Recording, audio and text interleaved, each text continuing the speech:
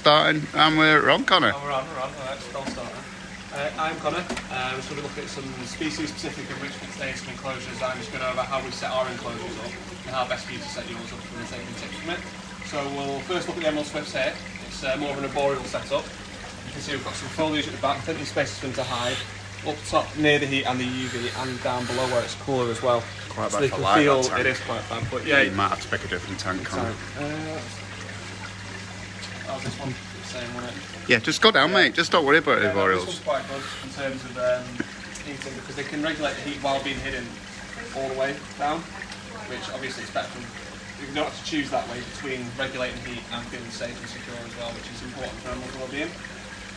We've also got food dishes, water dishes, everything we need to enclosure in this one. You can see here we've got some mealworms on offer. We also use crickets and locusts sometimes. It's offering a wide variety of food. It ensures your animals get an enrichment from the food because it has to hunt it, it can just pick on it, it keeps it active and stimulated as well. So species specific for the Emerald Swift there. We'll move down here and have a look at like a gecko setup. It's completely different. So we've got plenty of places to hide. We've got a little bit of moss at the back there. And we've got loads of different areas where it can dig and burrow and do all sorts.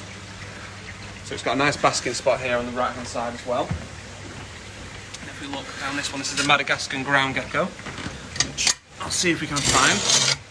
So we've got bits of moss, bits of sand. They're varied animals, they can live in lots of different habitats. They can live in a bit more humid. Look there. Yes, you can See this one's good. It's a little bit skitty. There you go. Good size, active as well, yeah. Patterns have come out a lot signal better in here since today, you got know, full network. We might have to start this back room, sorry for about the connection, everyone. On the top ones, Connor, yeah. do you want to just get the UVA UVB meter, just because people don't have the ability to have that at home. So what we've got here is it called The solar meter, isn't it? That's what I was forgetting the name. It reads UV. So obviously each animal's going to have a different need of UV, different levels, whether it's higher or lower. So here, right next to the bulb, you're getting 16.5, 16.7, but they're never going to be able to get up to that point. So what you want to do is you want to take it and you're going to measure it from the highest point they can get to. So you're looking at about 3.1, 3.4, then which is perfect. And then as you move down as well into different levels, you're getting 1.7. The floor are basically getting 0.4, 0.3. The reason why Connor actually shows this video was we find with a lot of people with the setups, if they've had insufficient decor inside, even though they've been supplied with the correct equipment, the animals actually not being able to get anywhere near those expensive UVA UVB tubes. It's great for stimulating them as well and keeping them active, because if you're giving them enrichment, it keeps them moving around and doing different things, which is important. How about the dragons, is he? So yeah, we've got a few different dragons here. We've got the babies up top.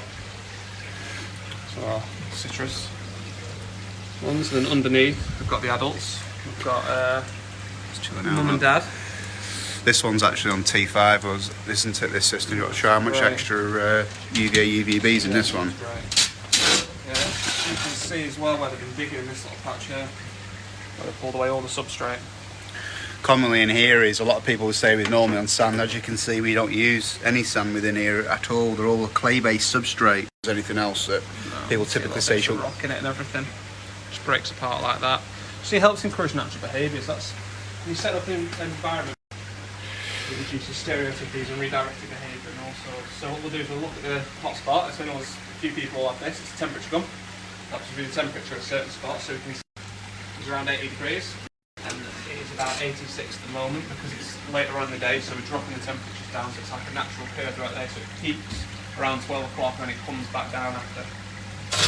And again, just trying to replicate a natural environment for the animals. UV as well. So this one's on T5, isn't it? Yeah, it's T5, yeah. We do these checks once a week as well, just to make sure the animals get everything it needs. So we've got where this dragon's sat now. Getting about 6.8 in UV meter, which is perfect.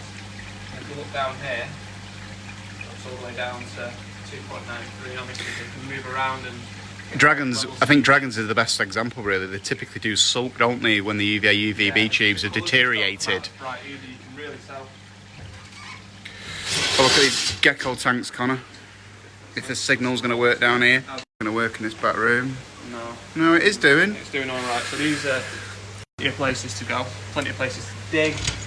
As far as, so if you have a look in this one, for example, look at this. You can see here, hiding away under there. So I can't, mate. There's a little gecko in this hole here.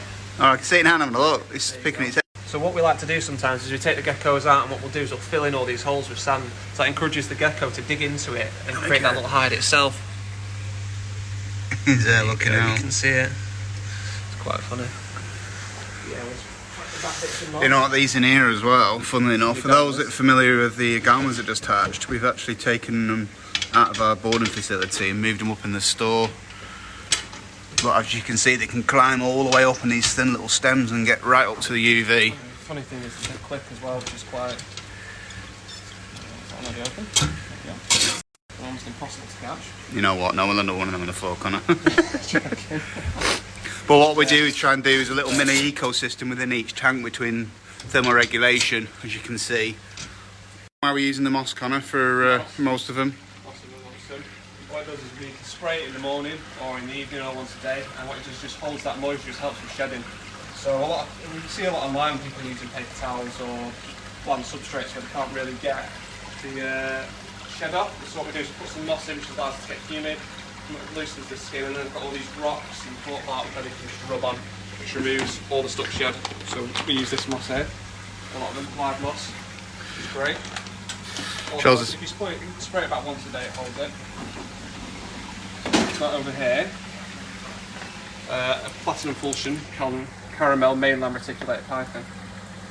So this is an arboreal setup, and unfortunately at the moment it's not using the top when we go to the video. Before it was sat basking and then it was moving around all the way. And the main thing is, especially with snakes, people don't think if you offer them the space, they will a lot of the time use it. It keeps them active. Be careful on time. Yeah, no. Connor might get bit for us. Go on, stop being soft, Connor. Switch on. No. Alright. You can see it there, it's around 85, 86. Hang on, Connor, let me... There we go. It's 84 there. Which is not, what we'd expect. It's not on the log, mate. Put it onto the log. You can see how hot that is. 84, still the same way. Yeah. As you can see, the heat bulbs have dimmed off because it's actually gone past... Yeah, and we'll show you on thermostats in a minute as well. If you look down here at the cool end, it drops down to about 78, 76. Let me just... It's about 79 there. Thermoregulator. What's the bottle used there? So this is our F10 bottle. It's also keep the snake away from biting the bottle. It's a great little tapping object. So I think it's a Clifford rat snake we've got in this one down here. Yeah, he's actually funny. He's there blended in quite well. So in this one we've got plenty of rocks, plenty of places to hide, and you can see, if you look in the bottom left corner, some indentations of where it's wrapped up underneath the basking spot. You can see where it's moved the substrate. And then that one there is just had a, as you can see, normally when we come in the morning, I'm not going to lie, it says on soak. If anything has got any slight retained shed, we always do just pop them on soak and take them off the shock thrower. I'll show some cresties. Great. And I'll walk past here. More over here. Environment enrichment. Got some moss here, you can see. It helps increase humidity as well, which is always good for the respiratory system. Respiratory. This is a funky blue one we use the LEDs in.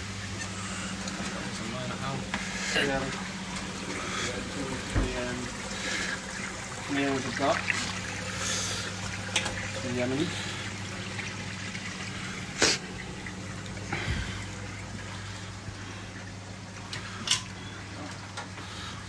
We use these smaller tanks for the babies. That actually helps us with humidity. I've got it, Connor, yeah.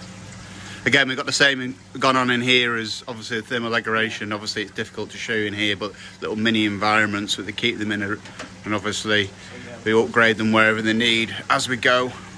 Got little high bits where they can get to bask, where it gets to around 84 at the moment, which is what we expect for this time of day. And then obviously it drops down as you go further down to the bottom. Here's the bigger chameleon setup, as you can see. And then we've got obviously another one here, so we haven't just got the tiny little setups. We'll show a couple of cresties. Yeah, we'll get a couple of cresties out. I think they're bioactive ones. This is one of our frog systems which is on display in the store. A couple of little fishies just swimming around there. Got a little skink that lives in there as well somewhere. And then obviously this is one of our cresties. Filtration bowls at the bottom here as well, which means we can have live plants in there. So don't get too swamped with water. Has to drain correctly. Maybe, not sure. And the female might be growing as well.